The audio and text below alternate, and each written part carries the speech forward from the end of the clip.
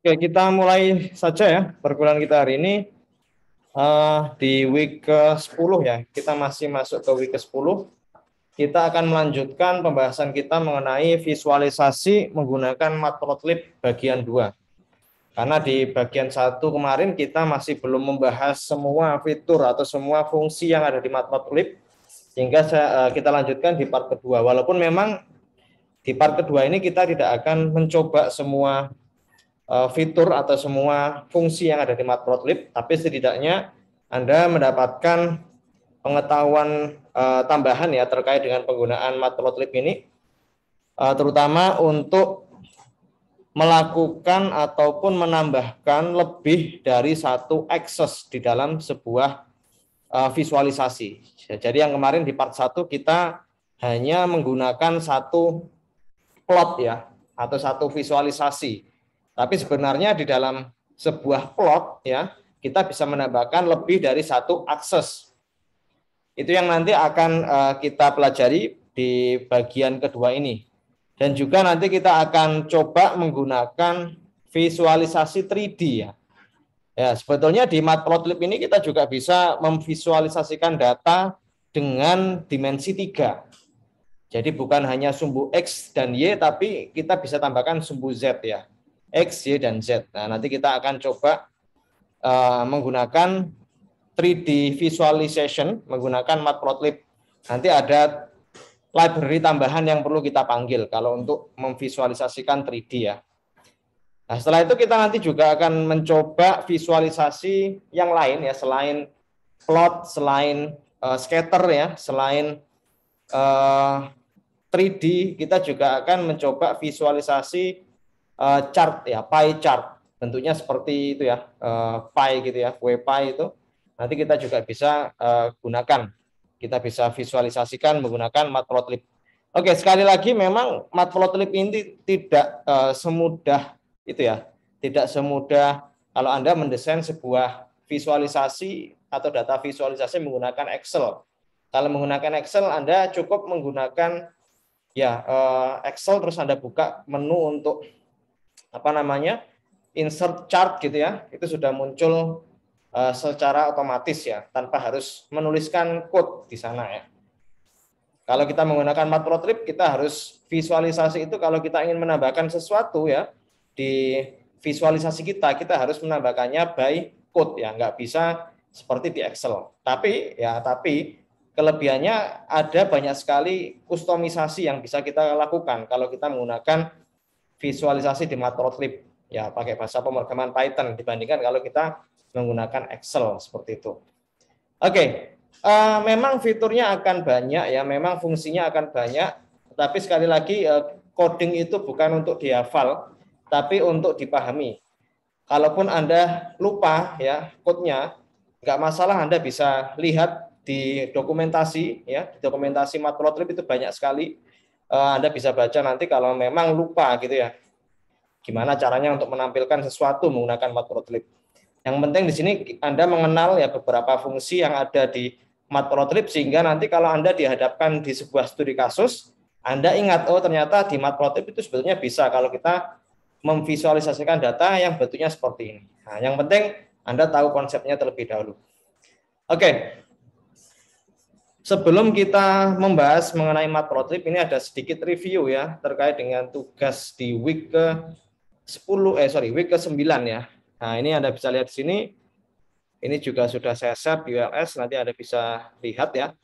Jadi untuk menampilkan data itu ya, data birds.csv ya, yang kemarin sudah di-share di ULS itu, kita kuncinya bisa menggunakan pivot table. Ya, pivot table parameter pertama ini adalah parameter bird ya, atau jumlah kelahiran ya, jumlah kelahiran yang mau kita cari ya, jumlah kelahiran dari laki-laki ya, gendernya laki-laki dan perempuan di tiap tahun gitu ya. Sedangkan sumbu X-nya nanti adalah year-nya, tahunnya. Terus kita grupkan berdasarkan gendernya. Ya kan? Jadi yang kita grupkan itu berdasarkan gendernya. Terus yang kita hitung aggregation function-nya ini sum ya, ini digunakan untuk menghitung birds-nya. Nah, Jadi bisa menggunakan pivot table. Dari situ ya kita langsung plt.plot, kita masukkan parameter pivot table-nya, terus kita tambahkan X label sama Y label-nya, terus kita show-kan. Nah, nanti muncul seperti ini. Nah, sedangkan untuk jawaban yang kedua, exercise yang kedua ini, kita gunakan stylenya itu klasik ya, seperti ini. Terus ya ini kan soalnya kemarin ya, 3 baris ini kan soalnya ya, PLT style use klasik ini, terus linspace sama np.genX ini sumbu X sama Y-nya ini kemarin sudah ada di soal. Terus kita tampilkan menggunakan plot ya, sumbu X-nya, X-aksisnya ya X ini, Y-aksisnya ya Y ini. Terus ini kita kasih parameter min OK ya, jadi nanti munculnya seperti ini. Nah, terus untuk yang bawah ini kita bisa gunakan min P, terus colornya itu gray, marker size-nya 15, line width-nya 4. Ini nggak harus sama persis ya, karena kalau disamakan sampai marker size-nya 15 itu kan nggak mungkin. Kalau Anda marker size-nya misalnya nggak 15 ya, atau berapa gitu ya, itu nggak masalah, itu tetap saya anggap benar.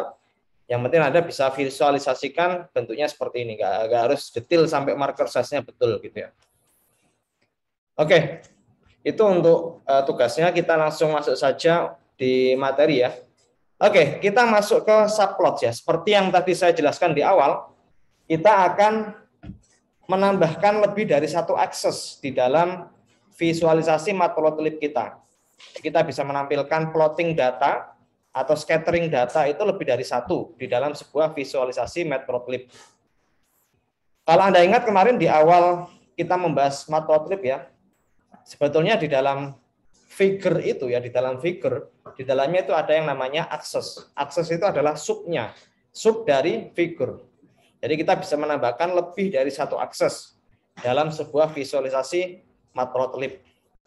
Nah, konsepnya ini kita sebut sebagai subplots. Kenapa subplots ya? Kalau plots itu kan plot besar ya, plotting visualisasi matplotlib secara keseluruhan. Kalau subplots berarti ya plotting di dalamnya matplotlib ya, plotting di dalam plot gitu ya, plotnya di dalam plot.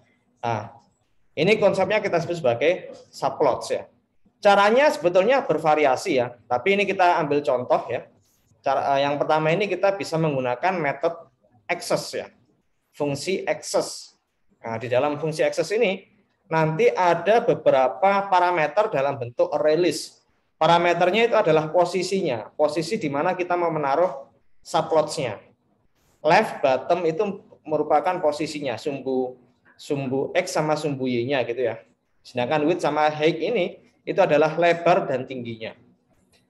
Nah, koordinatnya ini ya, koordinatnya itu range-nya antara 0 sampai 1. Jadi left, bottom, width sama height ini tidak boleh nilainya kurang dari 0 atau lebih dari 1. Jadi dia range-nya hanya 0 sampai 1. Tujuannya apa? Tujuannya agar kita bisa punya rasio ya, punya range. Kalau kita mau memasukkan koordinat itu ya koordinatnya antara 0 sampai 1, enggak jauh enggak di atas 0, enggak di bawah 0 dan tidak di atas 1. Jadi kita kayak punya range yang nilainya itu fix seperti itu.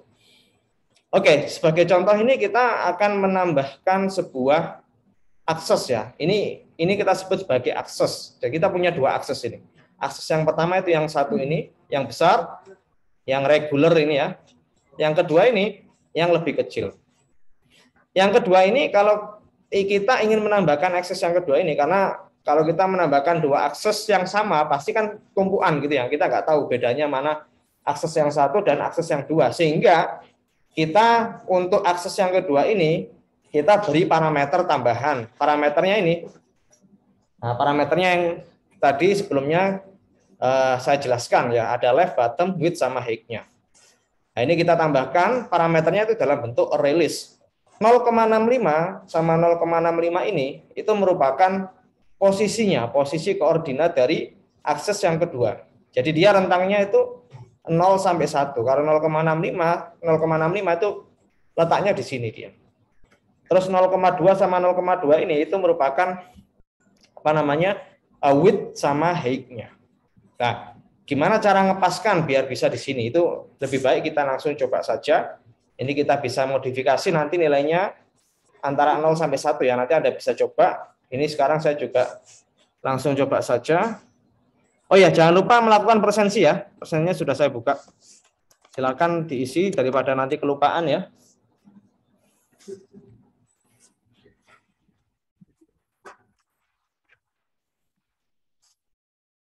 Oke, sambil saya buka Google Colab dulu. Anda bisa langsung coba saja ya di laptop Anda masing-masing. Nah, kita membuat yang namanya subplots ya, menggunakan fungsi access. Oke, saya buka baru.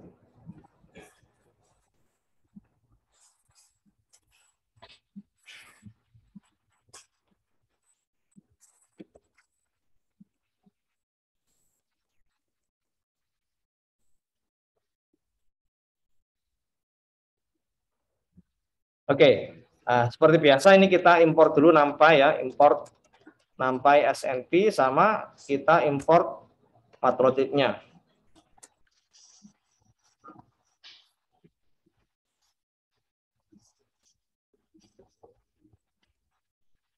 Oke, setelah itu kita bikin dua buah access. Access yang pertama ini access yang pertama, kita gunakan plt.access, terus kita tanpa tambahkan parameter sama sekali di sini. Sedangkan access yang kedua ini kita copy saja, kita tambahkan parameter sesuai dengan array list yang tadi kita sudah lihat ya. Jadi yang pertama ini itu merupakan posisinya berapa koma berapa gitu ya. Nanti kita coba saja itunya. Rasionya ini, nilainya ini kita coba ya. Ini 0,2, ini 0,2 seperti ini. Terus kita show-kan. Nah, seperti yang tadi saya bilang, nilai yang ada di array list ini, nilai yang ada di list ini itu dia nilainya nggak boleh lebih dari 1 atau kurang dari 0 ya. Oke, kalau kita lihat sebetulnya di sini ya ini ya, di slide sebelumnya itu left, bottom, width sama height itu range-nya dari 0 sampai dengan 1.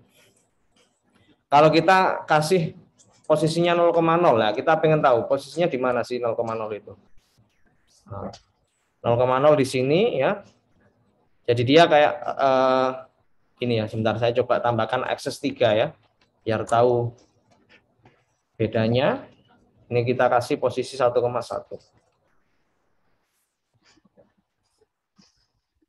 Nah, jadi dia itu kalau kita lihat ya sebetulnya range dari matplotlib itu segini ya. Dia punya range segini. Ya, ini 0,0 sampai 1,1. Jadi dia range-nya segini ya.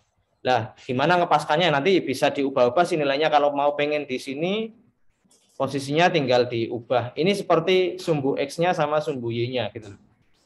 Nah, kalau ini saya ganti 1, posisinya nanti di bawah sini harusnya. Sorry, di atas sini, ya, di atas sini. Kita tambahkan lagi misal akses 4, posisinya misalnya ini saya ganti 1,0 di bawah sini nanti. Oke, ya, itu nanti bisa Anda coba sendiri-sendiri gitu ya. Posisinya di mana. Jadi kita bisa menambahkan lebih dari satu plot ya. Ini kita sebut konsepnya adalah subplots. Itu. Oke, cara yang kedua ya, kalau kita ingin menampilkan atau menerapkan konsep subplots ya, itu kita juga bisa menggunakan ini. Kita bisa menggunakan add access ya. Selain tadi kita menggunakan plt.access ya, kita juga bisa menggunakan add_access gitu ya.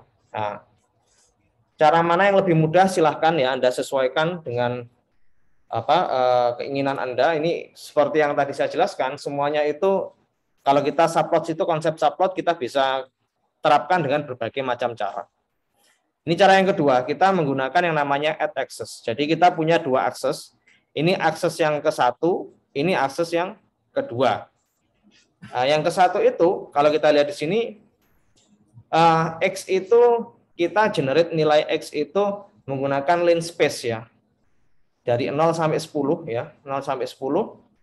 Terus kita plottingkan yang akses 1 itu dia memplotting X, sumbu X-nya itu X ini sendiri, gitu ya. Sumbu Y-nya itu, sumbu Y-nya adalah sinus X ya. Kalau yang AX2, sumbu Y-nya itu cosinus X. Oke. Nah, tapi sebelum itu, kalau kita ingin menambahkan dua akses seperti ini ya, kita panggil dulu metode plt.figure.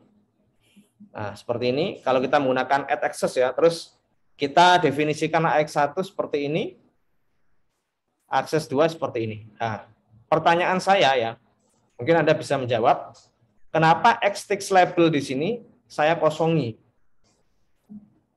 Bagaimana kalau ini saya hapus? Apakah hasilnya sama atau tidak? Silakan, mungkin ada ide.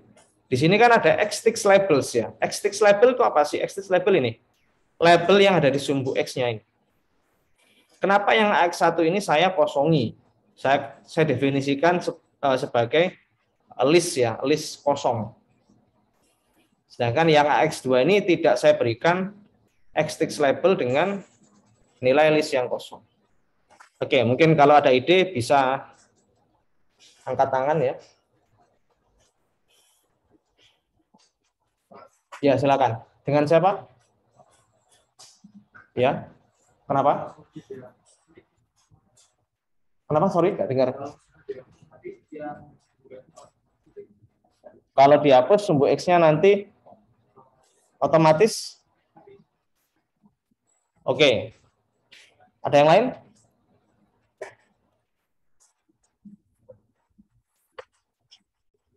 Coba Xtext labelnya ini misalnya nggak Anda ketikkan. Hasilnya sama nggak?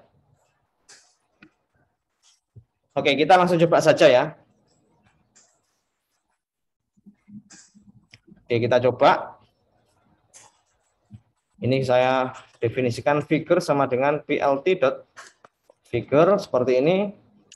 AX1 sama dengan fig.add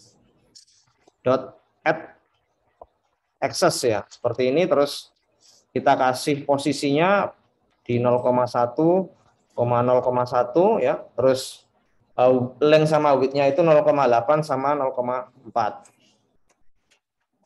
Oke, terus kita kasih Xtext labels-nya ini, kita kasih list yang kosong ya.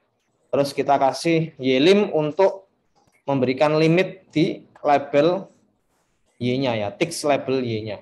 Nah, ini kita kasih minus 1,2 sama minus 1 sama plus 1,2.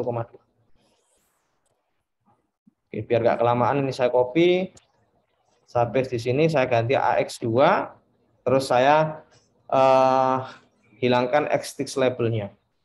Tapi di sini saya ganti posisinya itu bukan ini 0,5 ya. Ini 0,1, 0,1. Seperti ini. Terus saya show-kan. Nah. Oh ya, lin space-nya belum saya ketikkan. Nah, kita definisikan sumbu X-nya nanti kita menggunakan np.linspace 0,10 ya. Jadi nanti saya coba print dulu. X-nya itu terdiri dari nilai 0 sampai 10 sebanyak 50 ya. Ya, 6 dikali 2, 4, 6, 7, 8. 48 ya, 50 ya. Terus kita definisikan AX1-nya .plot AX1.plot np.sin X ya, dan yang AX2 ini saya copy plot np.cos X. Sebetulnya ini sumbu X-nya nggak saya tuliskan ya, makanya kalau kita show-kan di sini, ini kan bukan 0 sampai 10, tapi 0 sampai 50 gitu kan ya. Karena ini saya plotting itu menggunakan satu parameter saja. Jadi yang sumbu X-nya otomatis di-generate sebanyak size dari X itu sendiri. Tadi Alfian ya, sorry. Alvan ya. Alasannya ini kalau dihapus ya, saya coba hapus ya. Sama ya. Kenapa kok sama? Coba ya, ini posisinya saya geser ke atas yang AX1. Saya geser ke atas, berarti saya ganti sumbu Y-nya ini jadi 0,7 misalnya. Saya geser ke atas. Nah, baru kelihatan di sininya. Ini kan saya geser ke atas sumbu Y-nya ya. Tapi kalau ini saya tambahkan X-Tix label lagi ya, seperti ini, sama dengan kosong, ini ya. Nah, itunya hilang sebetulnya. Ininya hilang. Nah, kenapa yang tadi nggak kelihatan? Dia kayak ketumpuk gitu ya, ketumpuk dengan akses 2-nya. Karena yang kita definisikan dulu tadi kan AX1 terus baru AX2. Jadi yang labelnya tadi, kalaupun ini saya hilangkan ya, ini saya hilangkan, terus ini kita ganti 0,5, dia tetap nggak kelihatan karena memang tertumpuk gitu.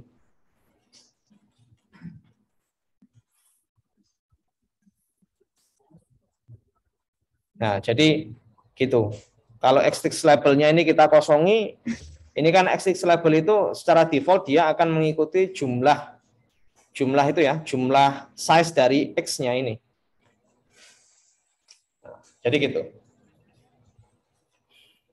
Oke, itu untuk menggunakan subplots ya, subplots menggunakan add access ya. Mau menggunakan yang mana, add access atau plt.access, terserah sesuai dengan kebutuhan Anda. Jadi Anda bisa pilih salah satu atau salah tiganya. Nanti habis ini juga kita gunakan konsep subplot tapi dengan cara yang lain lagi.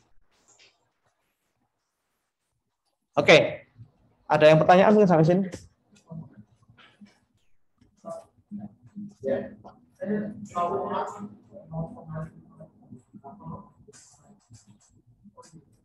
Dua parameter awal itu posisi letak tadi. Aksesnya gimana?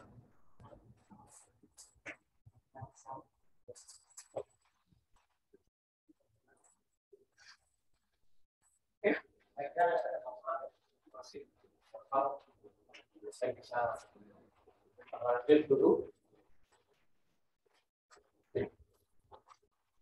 Oke, selanjutnya kita menggunakan yang namanya grids ya. Itu grids ini kalau kita ingin ini ya, kalau kita ingin menata plotnya itu dengan rapi gitu ya.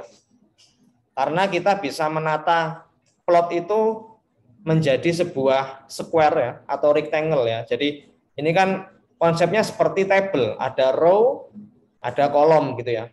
Kalau misal ukurannya 6, kita bisa letakkan 2 kali 3. Kalau misalnya 7 nggak bisa ya. Kalau kita mau tata seperti grid ini nggak bisa, kecuali kalau dimensinya 1 kali 7.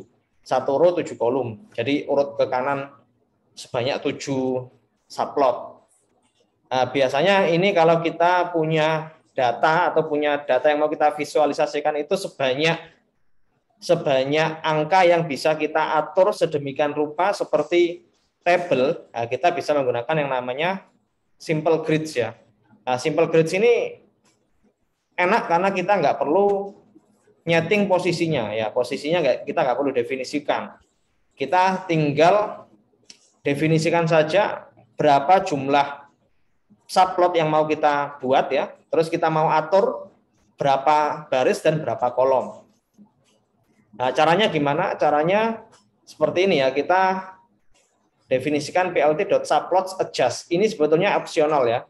plt.subplots_adjust ini kita mau adjust subplotnya nanti width space-nya. Jadi jarak antara satu subplot ya secara horizontal ya, antara kanan kiri ya. Kanan kiri ini ukurannya berapa, 0,4, terus height space-nya jarak antara subplot dengan subplot yang lain secara vertikal itu berapa, 0,4 juga seperti ini. Nah, ini kita bisa tentukan.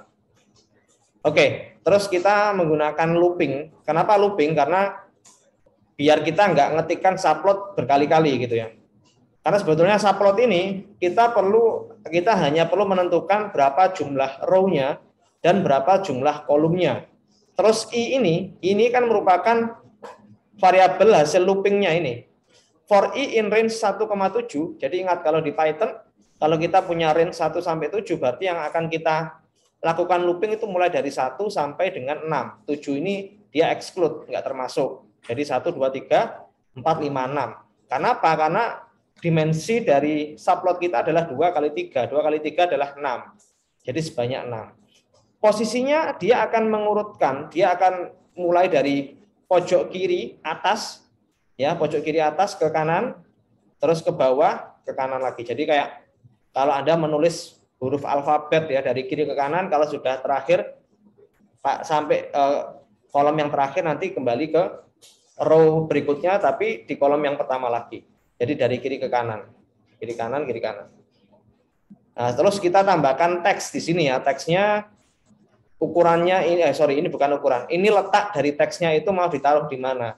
Di tengah kan? Jadi letaknya itu ya sama, range-nya antara 0 sampai 1. Ini kita letakkan di tengah. Terus kita tuliskan stringnya itu 2,3, biar kita tahu ini subplot yang mana gitu ya, 2,3,1, 2,3,2 dan seterusnya. Font size-nya 8, height alignment-nya ya, center. Height alignment-nya center ini ya biar nanti dia tulisannya itu di tengah gitu ya. Nah, jadi ini di tengah. Tapi sebetulnya ini kita kasih 0,5 sama 0,5 juga sudah cukup sebetulnya ya. Nanti ada height alignment sama vertical alignment sebetulnya ya. Nah, ini kita tentukan center saja, terus kita show-kan di sini. Oke, kita langsung coba saja.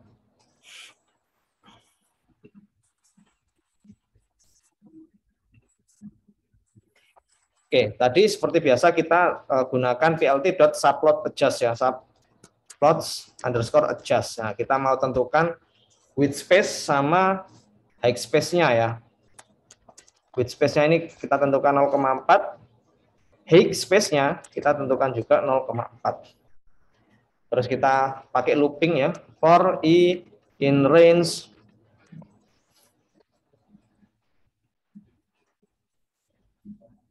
1,7 kita subplot. Subplot, terus kita tentukan 2,3 ukurannya i ya. Terus kita kasihkan teks plt.text. Teksnya tadi kita posisinya 0,5, 0,5 ya. Terus kita kasih string seperti ini 2,3, i ya. Terus kita tambahkan lagi di sini font size-nya kita tentukan 18, terus height alignment-nya sama dengan center. Oke, terus kita show-kan.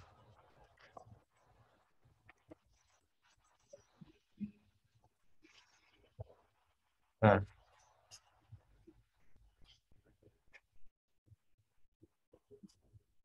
Oke, itu kalau kita menggunakan subplot. Biasanya subplot ini sering digunakan kalau kita ingin menampilkan side by side gitu ya.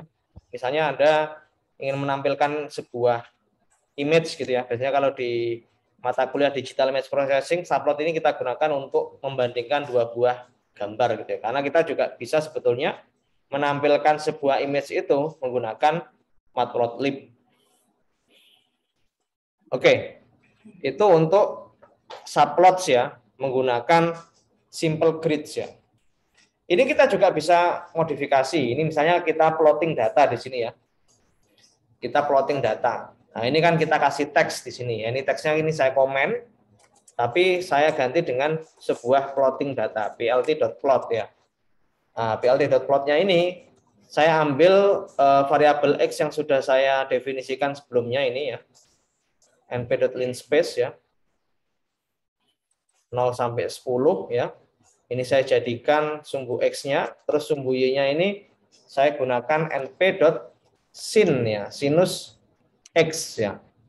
Seperti ini.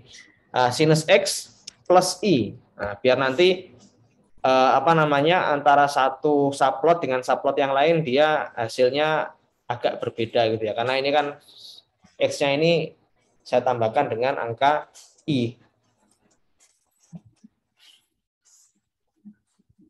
Oke, hasilnya seperti ini. Seperti biasa ya, nilai minimum sama maksimum dari sebuah fungsi sinus itu tidak akan kurang dari -1 dan tidak lebih dari 1. Sehingga sumbu Y-nya ini pasti antara -1 sampai 1 ya. Berapapun nilai yang mau kita sinuskan. Pasti nanti dia rentangnya antara 1 sampai dengan -1. Sampai sini ada pertanyaan?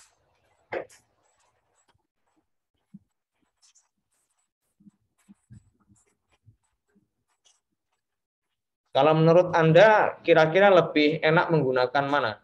Misalnya saya punya kasus ingin menampilkan apa ya? Ingin menampilkan dua buah plot ya, dua buah plot.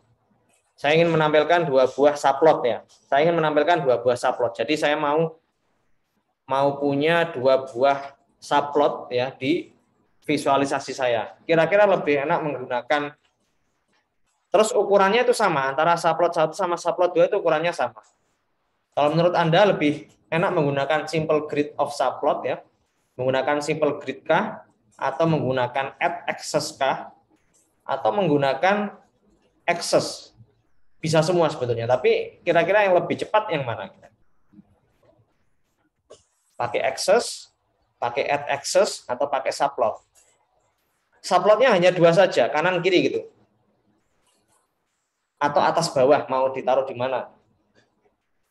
Kalau menurut saya lebih enak menggunakan ini ya subplot, karena kan kita harus tinggal tentukan saja. Subplotnya itu kan ini ukurannya misalnya mau menampilkan kanan kiri, berarti kan row-nya 1, kolomnya 2, gitu kan ya. Terus kita tentukan subplot yang pertama, terus subplot yang kedua, terus kita plottingkan data kita ke sana. Nah itu pilihan, nanti Anda bisa memilih kira-kira mana yang cocok ya. Oke, nanti milih mana yang cocok itu Anda bisa tentukan saat mengerjakan studi kasus ya, exercise-nya nanti. Oke, kita lanjut ke slide berikutnya. Ini ada yang lebih agak sedikit kompleks, bukan kompleks tapi sedikit lebih kompleks sih, more complicated.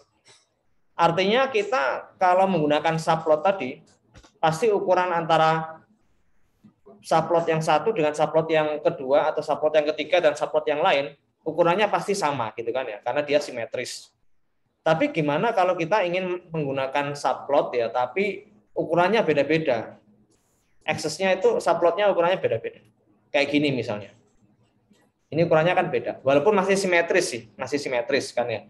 Tapi ini kan beda ukurannya antara subplot yang ke-1, subplot yang kedua, subplot yang ketiga, sama subplot yang keempat ya. Itu ukurannya beda-beda gitu ya. Kalau memang menurut saya, kalau pengalaman pribadi saya, kalau kebetulan saya kan fokusnya ke itu ya, computer vision. Misalnya saya menggunakan Matplotlib ini untuk menampilkan gambar. Nah, kebanyakan saya sering menggunakan subplot ini karena lebih mudah gitu ya, lebih mudah untuk digunakan, lebih mudah untuk dibaca gitu ya code-nya. Sehingga lebih lebih nyaman kalau saya menggunakan subplot. Nah, ini misalnya kita mau menampilkan beberapa visualisasi data ya, tapi dengan ukuran yang beda-beda. Nah, kita perlu yang namanya grid spec ya. Nah, ini grid spec ya. Nah, grid spec ini konsepnya seperti NumPy array. Oke, kita definisikan dulu variabel gridnya, terus kita panggil grid spec itu. Nah, grid spec ini kita tetap harus sesuaikan berapa row-nya, berapa kolomnya ya. Kalau 2 sama 3 ini kan kalau kita tidak menggunakan grid spec otomatis ya jumlah subplotnya itu pasti 6 gitu kan ya. Tapi di sini jumlah subplot kita hanya 4. Nah, karena subplot itu dia bisa mengekspan ya, dia bisa mengekspan, mengambil area dari subplot yang lain. Oke, kita langsung coba saja di sini. Nah, ini kalau kita menggunakan subplot ya, subplot menggunakan grid spec ya.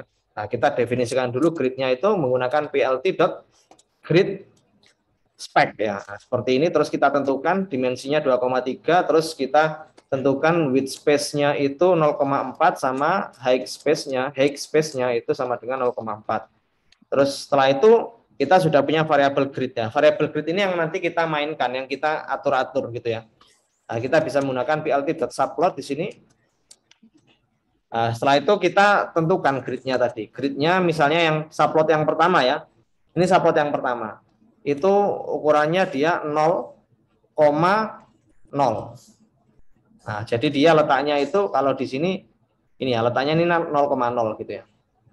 Kalau yang ini 0,1.2, berarti dia akan mengambil kolom yang ada di sebelahnya. Ini kan konsepnya ini row, ini kolom kan ya. Kalau 0,1.2 berarti dia akan mengambil area yang ada di sebelah kanannya. Nah, ini saya copy saja biar nggak kelamaan. Oke, terus nah, seperti ini kita ganti dengan 1.2, terus ini kita ganti dengan 1.22, terus ini kita ganti dengan 1,2. Ya 1,2.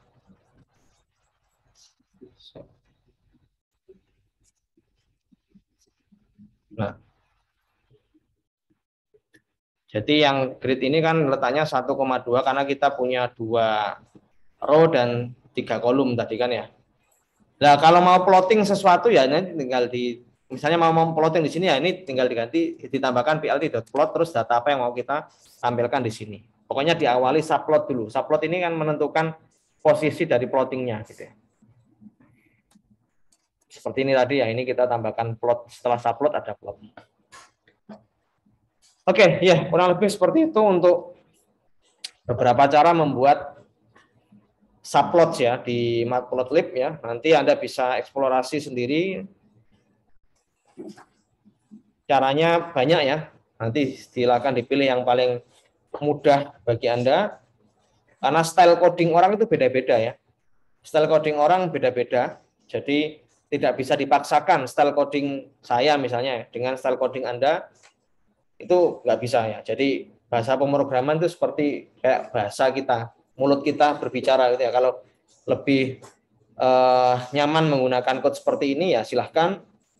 Kalau menggunakan code yang lain juga silahkan sebetulnya.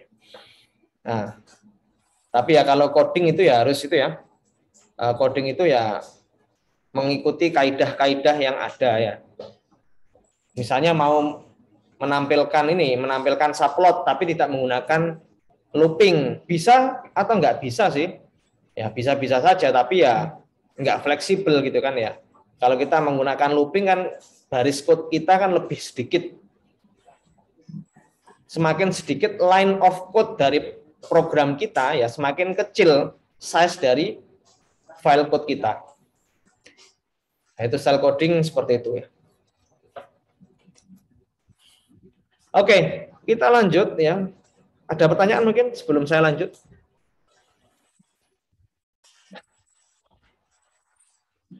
Untuk nilai NTS, oke ya, nggak ada komplain ya. Nggak ada. Kalau nggak ada, nanti saya verifikasi hari ini. Nah nanti, oh ya, minggu depan kita akan ada kuis ya. Jadi week ke-11 kita gunakan untuk kuisnya online di ULS. Jadi hari Kamis Anda nggak perlu datang ke kampus untuk kuliahnya ya hari Jumat. Hari Jumat sudah dapat email kan ya? Nanti silakan dibaca emailnya itu. Materinya mulai dari week ke-8 sampai week ke-10 ya. 8, 9, 10. Oke, sebagai informasi saja, nanti setelah mata kuliah Data Science Programming, kalau Anda angkatan 2020, semester 4 ya, semester 5, nanti Anda akan belajar mata kuliah Machine Learning ya.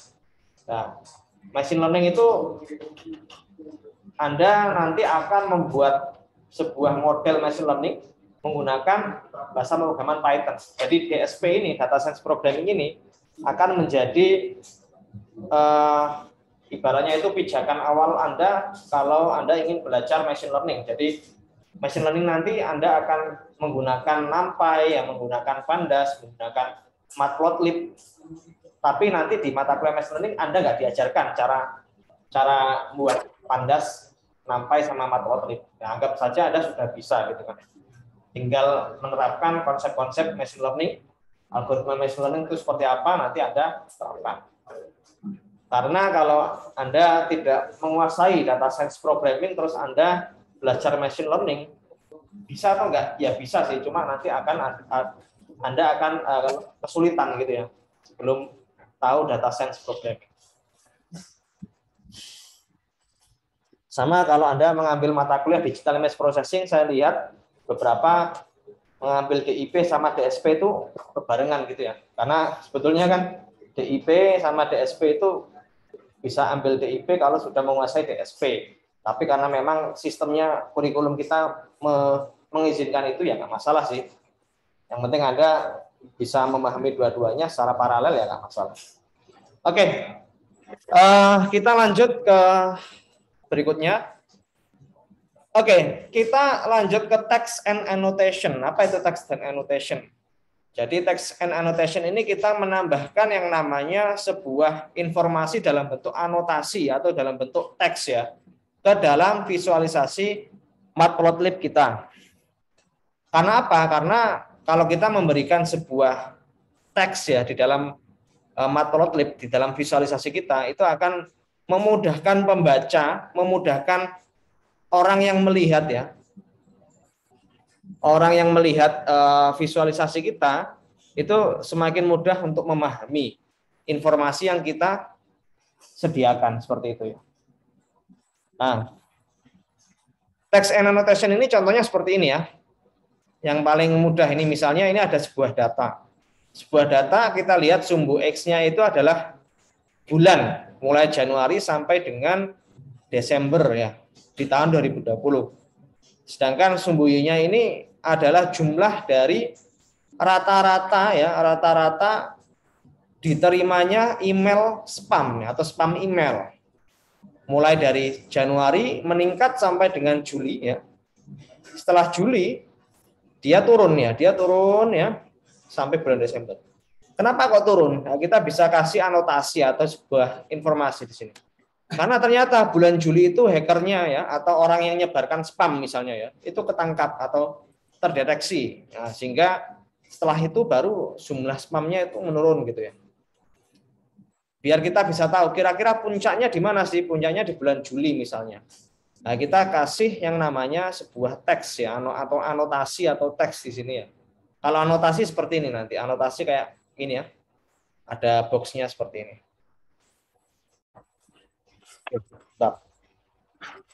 Nah, ini kita seperti itu ya, memberikan informasi tambahan dalam bentuk teks kepada pembaca ya, pembaca dari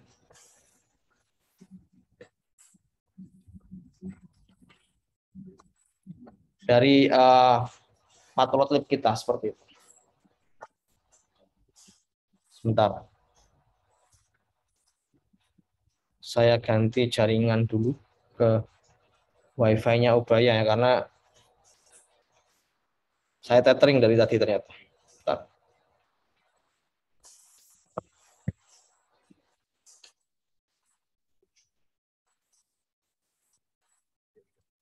Oke.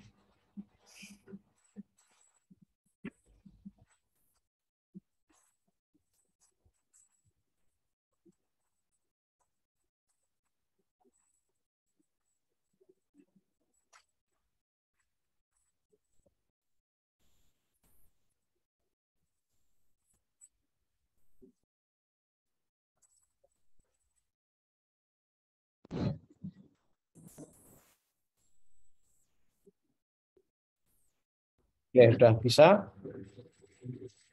Oke, ya seperti ini. Biar nggak terlalu lama, ini kan tinggal ngetik saja ya. Ini saya copy saja dari code saya sebelumnya ya.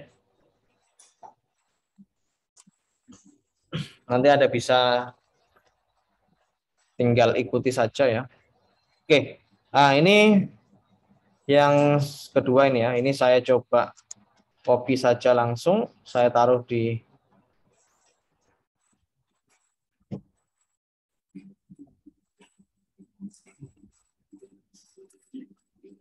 file notebook saya sebelumnya.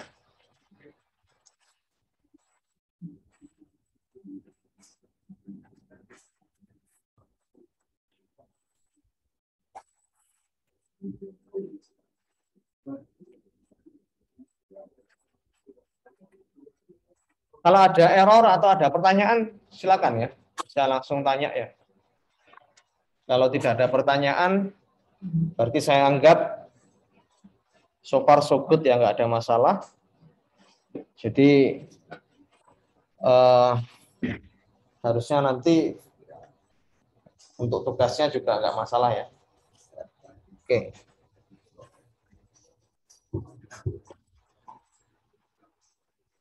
Oke, internetnya agak lemot ya.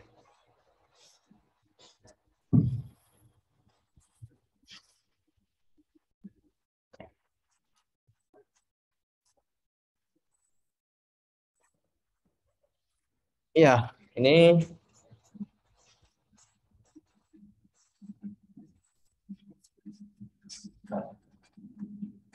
ya, jadi seperti tadi yang spam tadi ya, ini sumbu X-nya, X-axisnya itu date ya, Y-axisnya itu jumlah spamnya.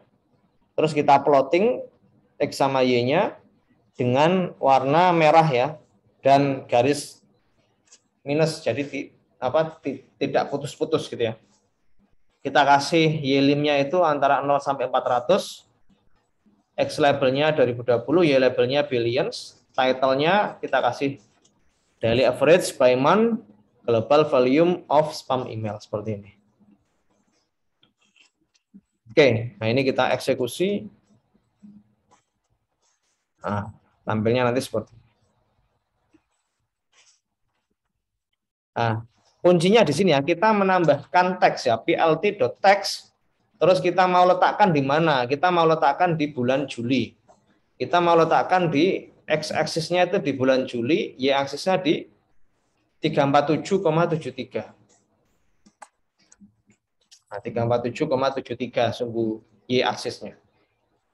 Nah, terus nanti kita kasih teksnya itu hacker detected gitu ya.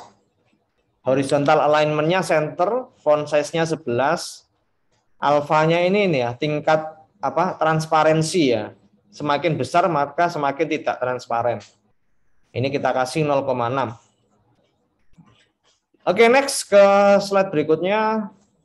Nah, slide berikutnya ini kita membuat plt.bar ya. Jadi bukan plot tapi bar ya. Sumbu X sama Y-nya bisa Anda lihat, ini kalau kita lihat Astromatch, ada yang tahu Astromatch atau enggak? Astromatch itu apa ya? Kita coba lihat. Ini kebetulan yang bikin slide bukan saya, jadi saya nggak tahu. Astromatch itu apa?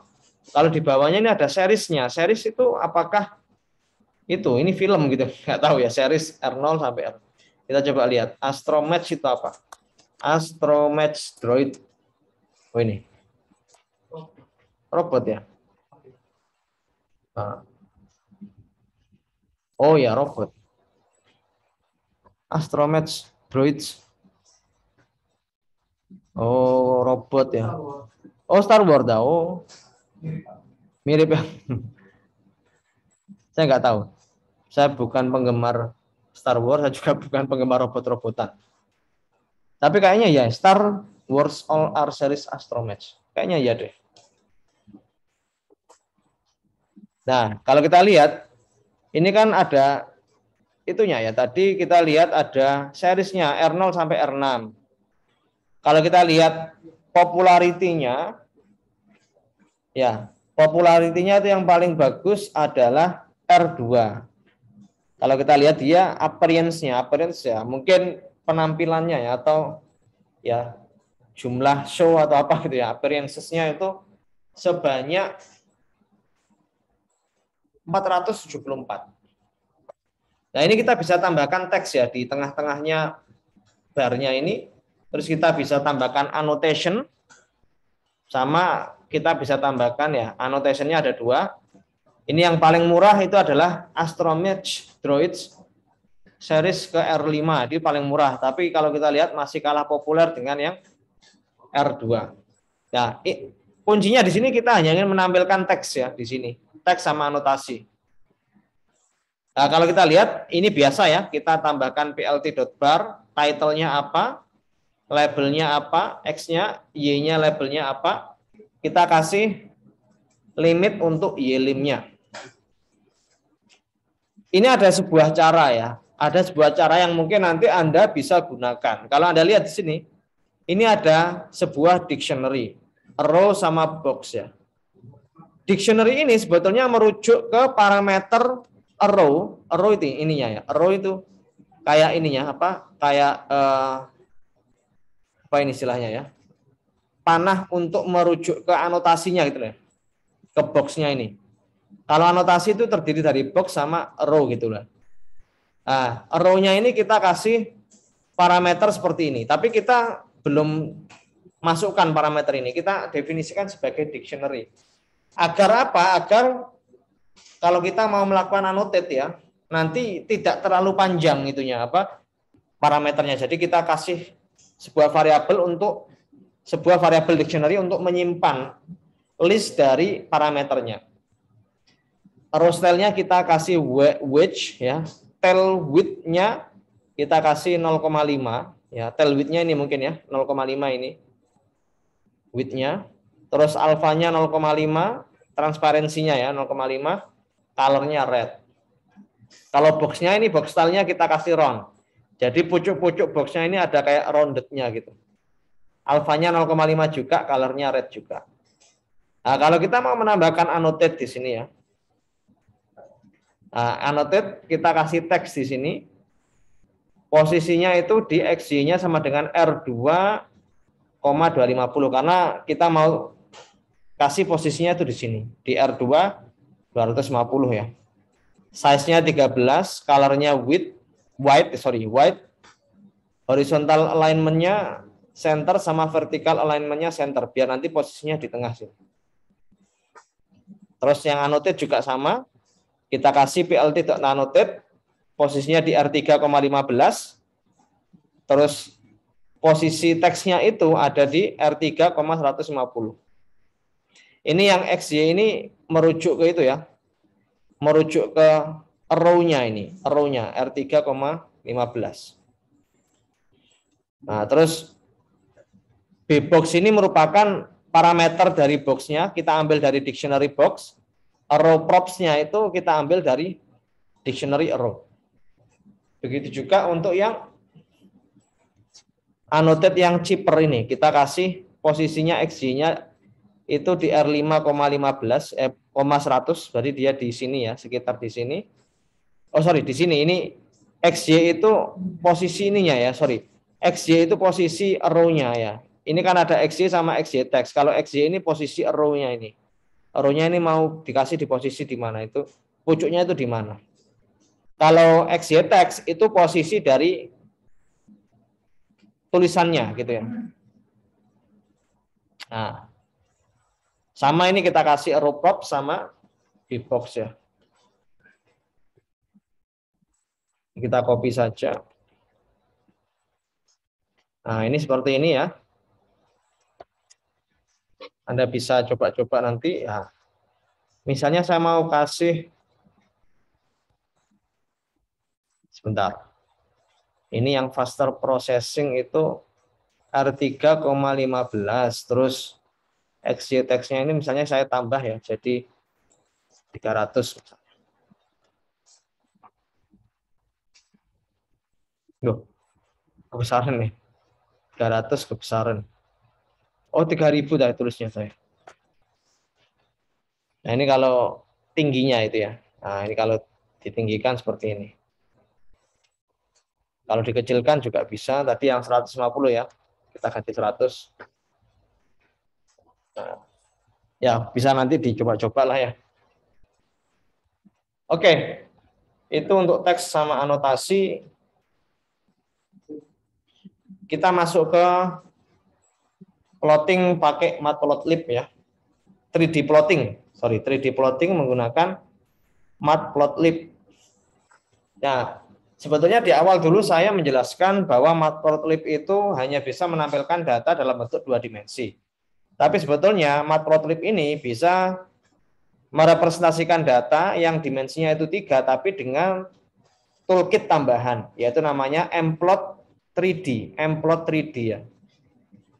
Kenapa kita bisa menggunakan Emplot 3D ini atau Matplotlib ini, kenapa kok bisa kita gunakan untuk mendefinisikan atau menampilkan atau memvisualisasikan data dalam bentuk 3 dimensi. Karena sebetulnya kalau kita punya data dalam bentuk 3 dimensi, kita bisa pasangkan ya antara sumbu X dengan sumbu Y, sumbu X dengan sumbu Z, dan sumbu Y dengan sumbu Z. Jadi library Matplotlib 3D ini dia seperti kayak mengkombinasikan beberapa matplotlib gitu ya. Sehingga nanti bisa kita gunakan untuk menampilkan data dalam bentuk 3D. Caranya seperti ini, kita harus definisikan from mpl_toolkits import Emplot 3D. Nah, setelah itu kita definisikan menggunakan access ya di sini. AX sama dengan plt.access. Di sini kita tambahkan parameter projection sama dengan 3D. Ini kita belum plotting apa-apa ya. Kita cuman meng-create sebuah access kosongan gitu ya. Nah, kita coba. Jadi ini kita copy saja. Nah, ini kalau kita mau kasih kosongan saja seperti ini ya. Nanti ya hasilnya kayak ya ini plotting kosong 3D ya. Nah, ini kita definisikan karena 3D berarti kita punya 3 atribut X sama Y sama Z. Z-nya itu saya pakai lint space sebanyak 100 data yang terdiri dari angka range-nya 0 sampai 15. X-line sama Y-line-nya ini merupakan hasil dari sinus Z-line sama cosinus Z-line. Nah, ini kuncinya di sini. Kita menggunakan ax.plot3d. X-line, Y-line, sama Z-line kita kasih dengan color gray. Terus karena kita menampilkannya itu bukan hanya satu data ya, kita menampilkan itu 2 buah data yang berbeda. Jadi ada 2 data yang mau kita tampilkan ya, 2 series data yang mau kita tampilkan. Series yang pertama kita menggunakan plot 3D, series yang kedua kita menggunakan scatter 3D. Nah, scatter 3D-nya ada di sini. Ini scatter 3D-nya ini. Nah, jadi kita punya 2 series data. Ini series yang pertama, ini series yang kedua. Series yang kedua ini merupakan ini ya, angka random normal, angka random sebanyak 100 kita kalikan dengan 15. Terus X-nya ini hasil sinus dari Z-nya ditambah 0,1 dikali angka random normal ya, distribusi normal sebanyak 100 data. Kalau yang Y-nya ini untuk cosinus. Oke, jadi nanti seperti ini. Ya, mungkin ada pertanyaan dulu sampai sini. Saya coba jalan-jalan dulu, mungkin ada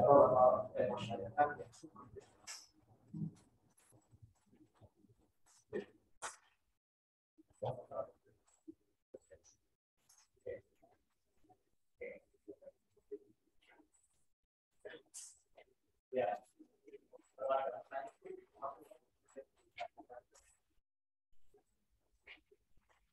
Ya, sebetulnya kuncinya kalau di sini yang apa ya, mencoba gitu ya, mencoba coding gitu ya.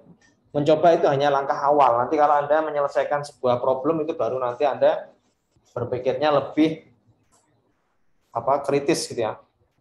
Jadi pembelajaran yang efektif itu bukan hanya mencoba tapi juga menyelesaikan sebuah studi kasus.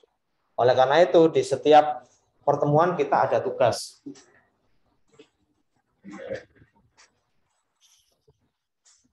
Oke, kita mungkin break dulu ya. 8 menit sampai pukul 14.10 nanti kita lanjutkan lagi. Sambil Anda coba-coba sendiri ya di notebook Anda masing-masing.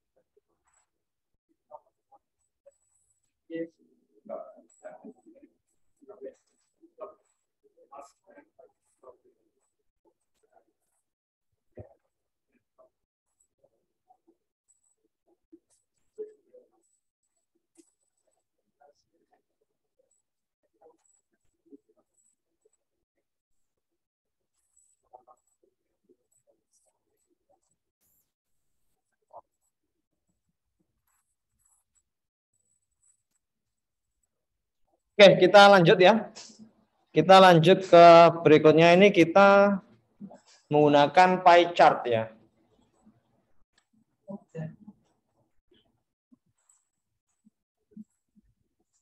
Oke, jadi pie chart ini kalau Anda lihat seperti ini ya. Yang namanya pie chart ini pasti kalau kita menampilkan itu hanya ada satu series data. Kita nggak bisa menampilkan lebih dari satu series data dalam satu pie chart gitu kan ya. Satu series data itu kayak ini. Ada dua buah variabel length sama students ya. Anggap saja ini language ya, bahasa pemrograman yang dikuasai oleh student itu berapa ya. Yang C ini ada bahasa pemrograman C itu ada 23, C++ 17, Python itu 29, PHP itu 12 ya. Kalau kita lihat pie chart ini secara otomatis dia akan memberikan atau ya memposisikan sebuah area ya di tiap data yang kita miliki itu dengan persentase. Jadi ya ini, misalnya untuk yang Java 35 ya 35 dibagi dengan jumlah data series yang kita miliki ya. Nanti otomatis akan terbentuk persentasenya. Seperti ini. Nah, kalau kita lihat di sini ya, the fractional area of each wedge is given by X divided by sum ya. Nah, if sum X less than 1, then the values of X give the fractional area directly and the array will not be normalized ya. Kalau datanya itu yang negatif ya, jadi X-nya itu akan memberikan area fraksional. Nah, ini saya belum coba, kita coba saja. Misalnya ada nilai yang negatif ya, nanti pie chart-nya itu bentuknya kayak apa. Nah, ini coba kita copy saja. Ini kita kasih angka negatif misalnya di sini. Ya kan, kalau seperti ini kan pasti dia ini ya. The fractional area of each wedge is given by X divided by sum. Wedge itu ini ya. Wedge itu area yang dimiliki oleh sebuah data dalam variabel kita. Then the values X give the fractional area directly and the array will not be normalized. Oke, kita coba saja. Nah, jadinya dia apa ya? Kayak datanya malah tidak sesuai gitu ya. Ini minus 32% ya. Jadi yang C, yang bahasa C ini minus 32%.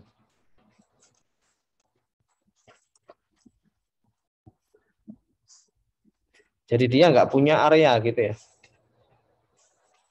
Bentar. Ya, the fractional area of each wedge is given by X divided by sum if then the values of X give the fractional area directly and the array will not be normalized. Jadi ya dia tidak akan diberikan area wedge ya kalau nilainya negatif. Ya kita kembalikan saja. Jangan negatif karena tidak mungkin kalau kita ingin menampilkan pie chart tapi ada data yang negatif kan. Ya nggak mungkin juga gitu kan. Oke, jadi seperti ini. Untuk pie chart ini kita gunakan plt.py ya. Terus sumbu X-nya apa? X-axisnya ini studentnya. Jadi yang nilainya kuantitatif itu kita taruh di parameter yang pertama. Ya, terus labelsnya ini kita kasih language-nya tadi ya. Length, auto PCT ini untuk menentukan berapa poin di belakang koma yang mau kita tampilkan.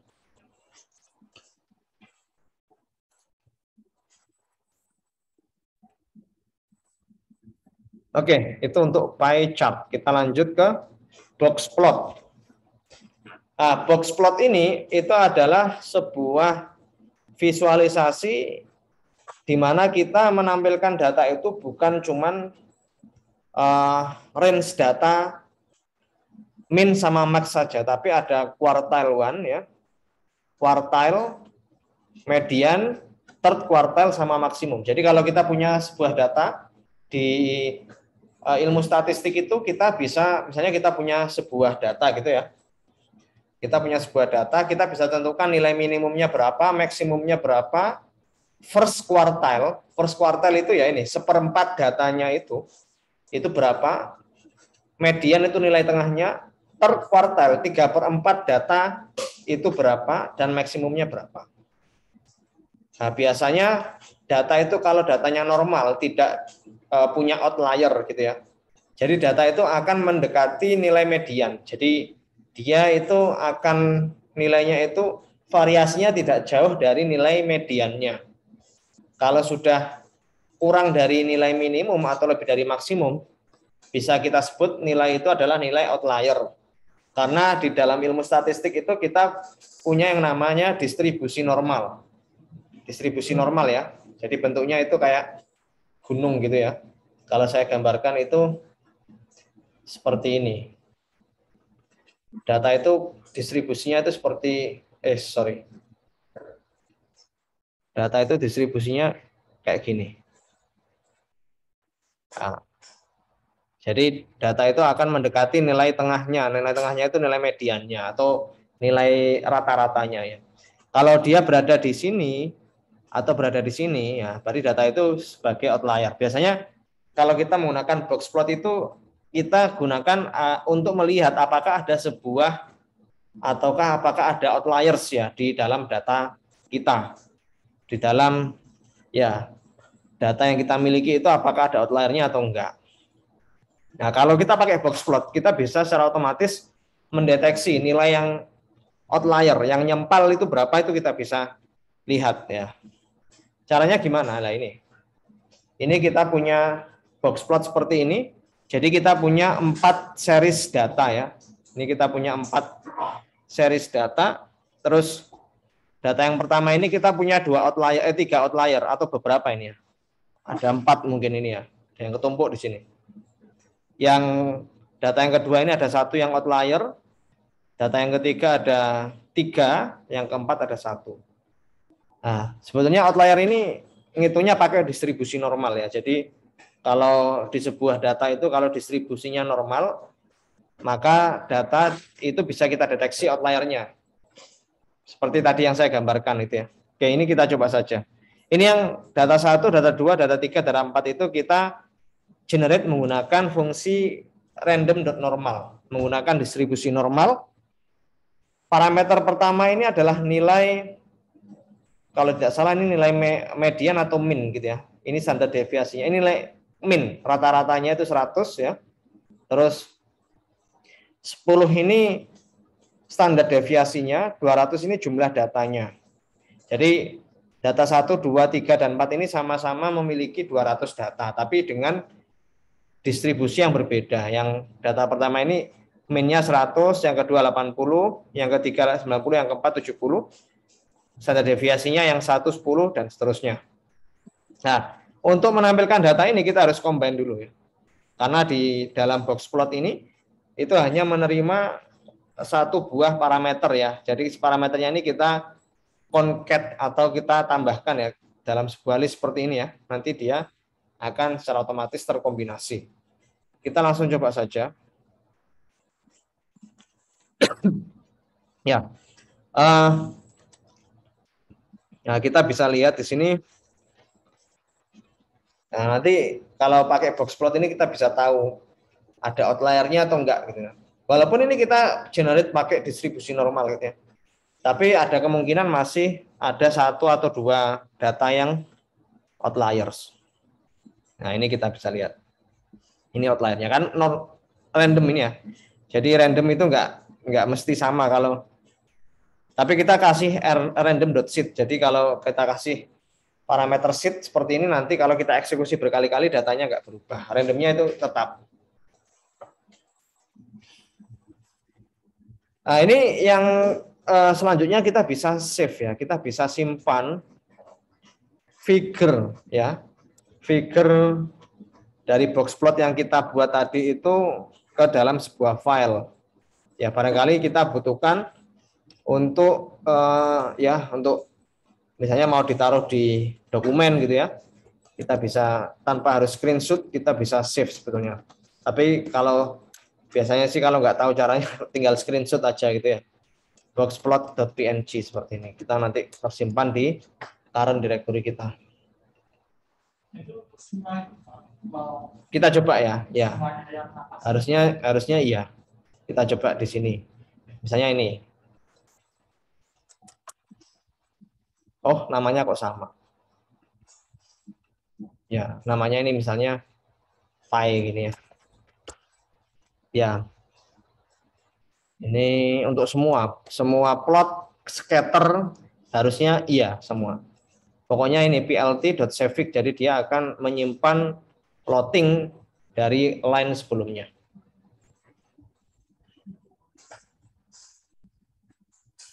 Oke.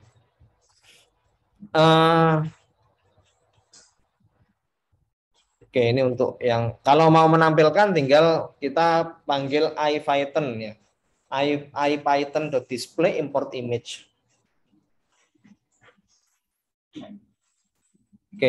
Oke. Yang terakhir ini ya.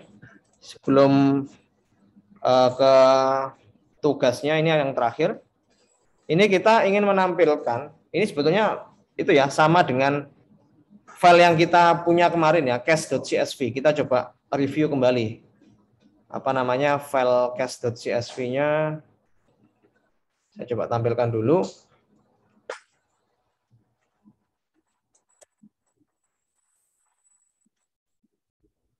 Nah, ini kan kemarin yang kita itu ya gunakan untuk tugas ya. Nah, ini kalau kita lihat ada beberapa kolom di sini, ada title, ada tahun, ada nama, ada tipe, karakter, sama N. Ini N nggak tahu ini apa, menunjuk kepada apa. Tapi kalau kita lihat ya di sini yang kita butuhkan hanyalah tipe ya, tipe sama tahun saja. Ini kolom yang akan kita proses. Tipe sama year, type sama year saja yang mau kita ambil kolomnya. Nah, kalau kita lihat di sini, ya ini kita ingin mengkategorikan ya jumlah aktor ya dari tiap tahun, tiap dekade, bukan tahun tapi tiap dekade.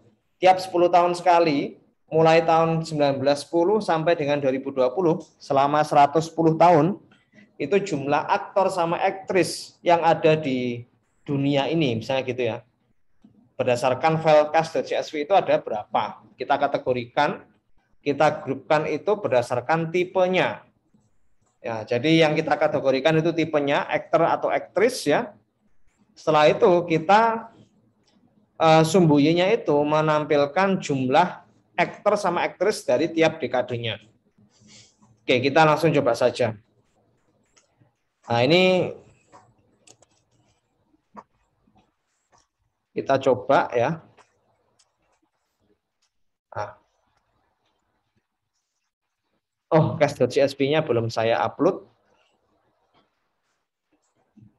Oke, uploadnya agak lama. Mungkin ini karena dia cukup besar. 4 MB-an kalau nggak salah. Oke, kita kembali ke slide-nya dulu. Nah, ini kenapa kita pakai unstack di sini? Ada yang tahu nggak? Ini kan kita itu ya, grup baikan berdasarkan tipenya aktor atau aktris. Terus kita kelompokkan per dekadenya ya. Jadi kan tipe itu yang mau kita grup baikan itu aktor sama aktris ya. Jadi kolom tipe itu yang mau kita grupkan gitu kan ya. Terus dari tiap grup itu kita ingin tahu ya tahunnya itu berapa. Tahun 2010, tahun 2020 itu jumlahnya berapa. Ini kita mau dulu 10 terus kita kalikan 10 biar kita bisa mendapatkan data per dekade.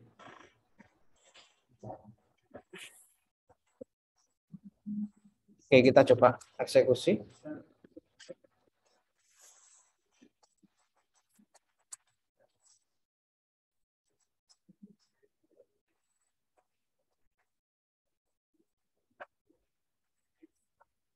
Nah, ini kalau kita unstack jadinya seperti ini ya.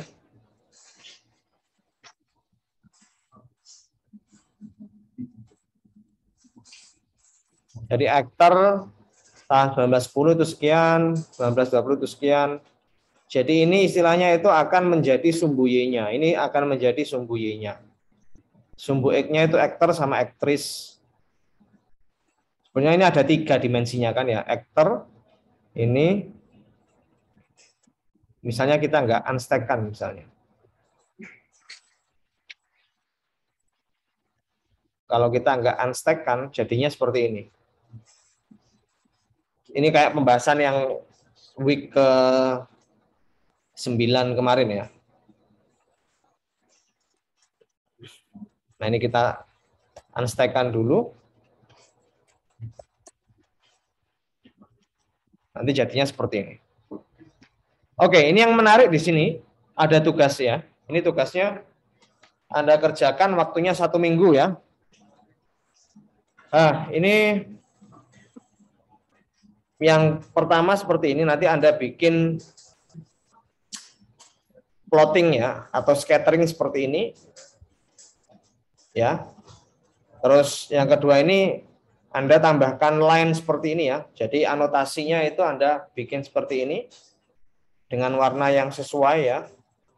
Dan yang ketiga ini Anda bikin seperti ini. Jadi kayak ini ya, kebalikannya ini. Jadi enggak seperti ini yang mau ditampilkan, tapi seperti ini. Oke, jadi seperti itu. Saya kira materi kita hari ini tidak banyak ya. Jadi kalau ada pertanyaan silakan. Mungkin waktunya ini bisa Anda gunakan untuk mempersiapkan kuis ya. Walaupun kuisnya masih lama, hari Jumat minggu depan. Tapi Anda bisa persiapkan mulai dari sekarang. Oke, saya stop share dulu. Saya end meeting ya.